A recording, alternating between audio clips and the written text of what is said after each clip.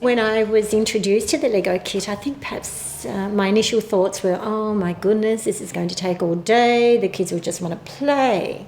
When I introduced it to one boy, I could see the success. I then introduced it to my whole class and I was just about blown away by what they did, by what they created, and of course the end product. And we are driven by the data, the end product. So Bailey, what you've got here is a little spinner. And as we talked before, we're going to use the Legos to build our story. But the first thing we're going to do is decide upon the mood. But the journey along the way was incredible. To begin with, when they selected their mood, then they started building on the 3 little plates, the orientation, complication, resolution. I could hear the conversations that they were having within their groups, the conversations that revolved around the characters and the setting. The tiny, tiny details allowed for more descriptive work. What they were able to write obviously reflected what they saw. And as Liam said, the Legos helped his story come alive. So they could make connections with the Legos. Many of them were playing with the Legos, moving the Legos from one scene to another. The stories did come alive for them. They had depth, they had an emotional connection with their story, and I thought that was quite powerful. When I asked them, tell me why I was so captivated with your stories, they were able to tell me what they thought their stories contained, and it was just so amazing. You know, words like they were empowered to write more descriptively, their stories were enriched, and I think it was all because of the little details included in the Lego and the fact that they interacted with the Lego. I did ask them, in what way was that different to a plan? You know, previously we'd all write our plan, this is my beginning, middle and end. It added more depth, and I think Noah said it added colour to his work. I thought, gosh, I've never heard of that before, but yeah, the children absolutely loved it. Here's your story and here's the orientation. With who, where and when. Okay. And he did his middle or complication. The benefits to my class were just overwhelming, and I was absolutely surprised by the end product, but more so with my little Max. Earlier in the year, getting Max to write was very painful for me.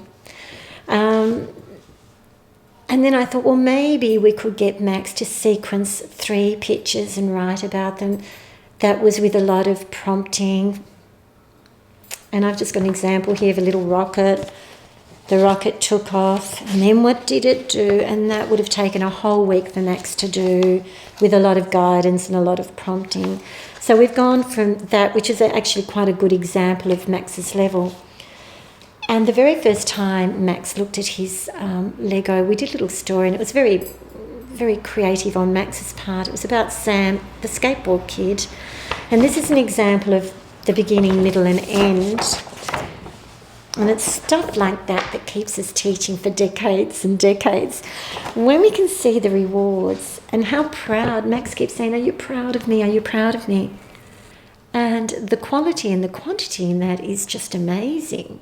And what a huge improvement from just sequencing little pictures with just one non-descriptive sentence to the beginning that reads, on Sunday Sam went to the skate park with Dad. Stitch the dog and Snow the cat went too. And it goes on to say Sam was doing a big jump at the skate park. Sam did a backflip on his skateboard. Everyone cheered. Then they went out for an ice cream. Then, when we started looking at Pick Me, and having read the little scenario, Max was in his element and created a little story. I guess because he had the structure behind him. He was given a scenario, he had the structure, and there was a little bit of comfort and security knowing where he was heading. He knew that it had to have a happy ending, it was about these characters, and with a little bit of prompting, this is what he came up with. But one day, a beautiful princess moved into a large castle. For Max, it's worked miracles. I think if anything, as I said to my class this morning, it's not that they've published a story, they've taken ownership of that story, and that's the difference. They haven't just published, they've actually created a story where characters have come alive, where they've interacted, they've made connections, and they've included the amazing descriptive language because it was there, it was a visual. Many of my children say the visual prompts kept them focused. They didn't wander off with the and then. They were focused, there was structure. And it was a really good guide for them to create their story. One day in a beautiful enchanted forest, there was a lovely, kind and stunning princess.